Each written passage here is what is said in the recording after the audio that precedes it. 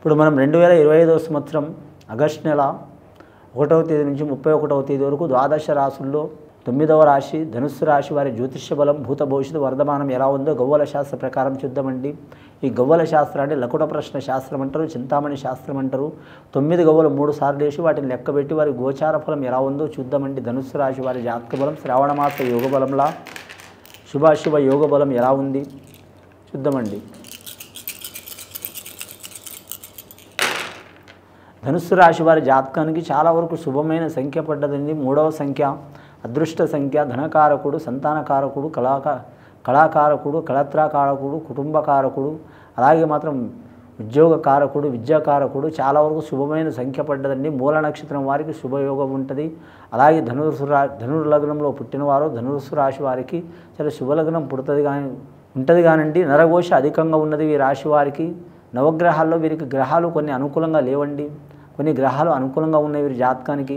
9 గ్రహాలు 6 గ్రహాలు అనుకూలంగా ఉన్నాయి, 3 గ్రహాలు అనుకూలంగా లేవు. ముఖ్యంగా మాత్రం వీరి జాతకానికి ఎల్నాటి శని ప్రభావ యోగ బలం కంటే మాత్రం వీరి జాతకానికి చతుర్థ స్థాన శని మాత్రం ఎక్కువ నడుస్తుంది. కాబట్టి ఆరోగ్య భంగాలు, చిక్కులు, చికాకులు జరిగే అవకాశం ఉంది. వీరికి ఏంటంటే ప్లస్ మాత్రం గురు బలం ఉంది. 3 గవ్వలు పడ్డాయి వీరి జాతకానికి. త్రికారణ శుద్ధిగా అనుకున్నది సాధించే అవకాశం ఉంటుంది. దైవ సహకారం ఉంటుంది వీరి జాతక బలానికి. పూర్వాషాఢ నక్షత్రం వారికి మాత్రం కొన్ని ఆటంకాలు ఉంటాయండి. ముఖ్యంగా మూల నక్షత్రం వారికి మాత్రం శుభాలు కలిగే అవకాశం ఉన్నాయి. ఆ సరస్వతి మాత పుట్టిన నక్షత్రం అది. ఆ సరస్వతి మాతని, గాయత్రి మాతని పూజ చేయటం చాలా వరకు మంచిది. అలాగే ఈ రాశి వారు మాత్రం కరెక్ట్ అన్నదానం, గోదానం, భూదానం, సువర్ణదానం, వస్త్రదానం, వారి శక్తి కొలది ఏదైనా దానాలు చేస్తే వారి మీద దరిద్రవాదాలు తొలగిపోయే అవకాశాలు ఉంటాయి.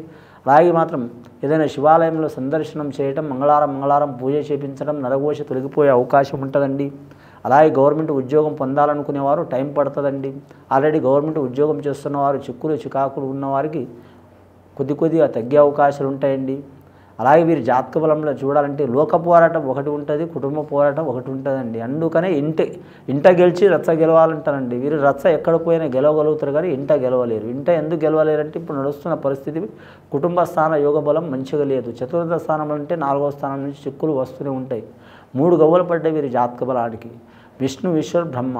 కానీ త్రికారణ శుద్ధికి వీరు ఎంత మంచిగా ఉన్నా మాత్రం 3 కాలాల్లో ఏదైనా ఒక చికాకు వచ్చే అవకాశం ఉంది. కాబట్టి చికాకులు తొలగిపోవాలంటే శివాలయ సందర్శనం చేయటం, సద్బ్రాహ్మణులను దర్శనం చేయటం, అలాగే మాత్రం శివుడికి అభిషేకం చేయటం, అన్నదానం చేయటం చాలా వరకు మంచిది.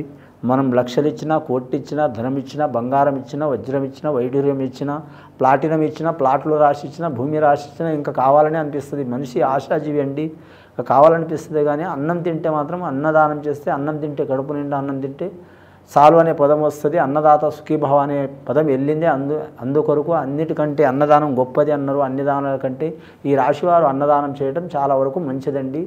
రెండవసారి గవ్వలేసి చూద్దాం ధనుస్సు రాశి వారి పేరు మీద.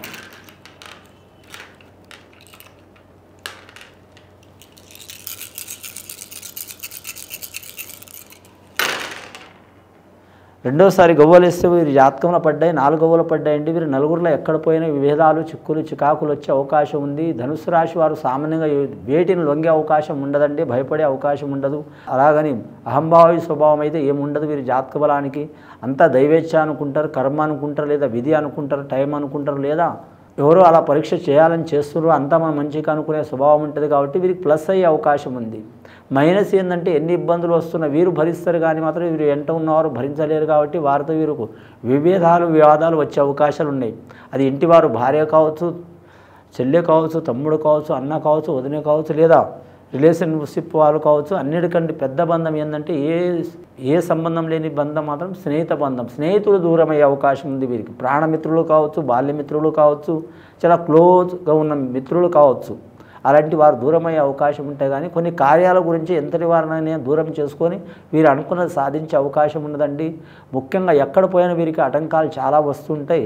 నమ్మిన వారు మోసం చేసే అవకాశం ఉంటుంది. ధన విషయంలో, రుణ విషయంలో, ఆరోగ్య విషయంలో, కుటుంబ విషయంలో ఆటంకాలు వస్తాయి.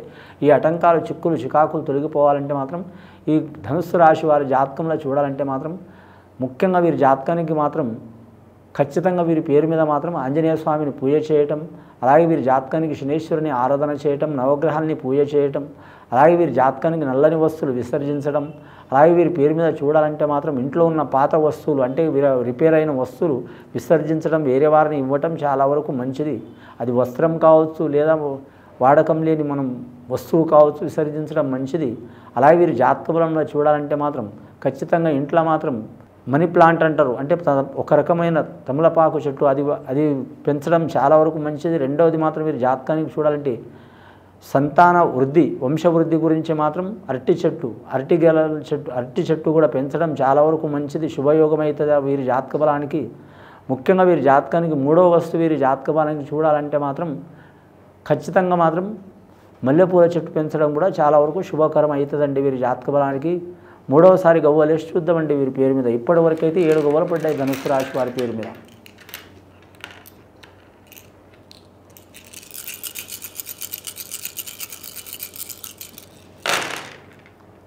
మూడోసారి వేస్తే కూడా 4 గవ్వలు పడ్డాయండి. ఎటుపోయి వీరి జాతక బలానికి నరఘోష అధికం ఉంటుందండి. దయ్యం, భూతం, మంత్రం, తంత్రం, చెడుపు, చేతబడి కంటే నరఘోష చాలా పెద్దదండి.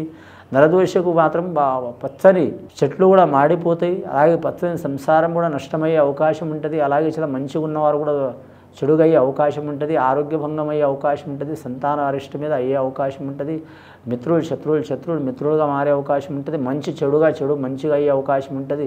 నేను ఎవరిని తినలేదు, తాగలేదు, ఎవరిని మోసం చేయలేదు, ఎందుకు నాకు ఇలా అయిందని అనుకోవచ్చండి. కానీ నరదృష్టికి నాపరాయ పగిలిపోతుందండి. ఒక్కొక్కరి కన్ను మంచిగా ఉంటుంది, ఒక్కొక్కరి కన్ను మంచిగా ఉండదండి, ఒక్కొక్కరి నాలిక మంచిగా ఉంటుంది, ఒక్కొక్కరి నాలిక మంచిగా ఉండదండి. అందువలన మనిషి ఎంత మంచి చేస్తారో అంత చెడు జరిగే అవకాశం ఉంటుంది. కాబట్టి నరఘోష వెళ్ళిపోవాలంటే వీరు ఖచ్చితంగా లక్ష్మీనరసింహస్వామిని పూజ చేయటం కానీ, లేదా లక్ష్మీనరసింహస్వామి దర్శనం చేయటం కానీ, సుదర్శన యాగం చేయటం కానీ చాలా వరకు మంచిది. రాజకీయ నాయకులు కావచ్చు, లేదా కళాకారులు కావచ్చు, లేదా మాత్రం ముఖ్యంగా మీడియా రంగంలో ఉండేవారు కావచ్చు, ఖచ్చితంగా వీరు మాత్రం నలుగురు కళ్ళలో కనబడతారు కాబట్టి నరదృష్టి ఎక్కువ తగిలే అవకాశం ఉంది. లక్ష్మీనరసింహస్వామిని పూజ చేయడం చాలా వరకు మంచిది. ఆరోగ్య విషయంలో, కుటుంబ విషయంలో, కెరీర్ విషయంలో, విద్య విషయంలో, సంతాన విషయంలో, సంసార విషయంలో, ధన విషయంలో, రుణ విషయంలో, గృహ విషయంలో అన్నిట్లో శాంతి జరిగే అవకాశం ఉంది. గత కొన్ని సంవత్సరాల నుంచి పడుతున్న చిక్కులు చికాకులు దొరికిపోయే అవకాశం ఉంది. ఈ శ్రవణ పౌర్ణమి అలాగే జంధ్యాల పౌర్ణమి రోజు మాత్రం ఖచ్చితంగా మాత్రం సత్యనారాయణ స్వామి వ్రతం చేయటం కానీ, చేయించటం కానీ, లేదా వినటం కానీ, చూడటం కానీ, పాల్గొనటం కానీ చేయటం కూడా చాలా వరకు మంచిది. సద్బ్రాహ్మణులను సత్కరించడం కూడా చాలా వరకు వీరికి శుభయోగాలు కలిగే అవకాశాలు ఉన్నాయండి ధనుస్సు రాశి వారికి. ఇది విని చూసి ఆచరించే వారికి గొప్ప ఫలితాలు కలుగుతాయండి. శుభం భూయత్.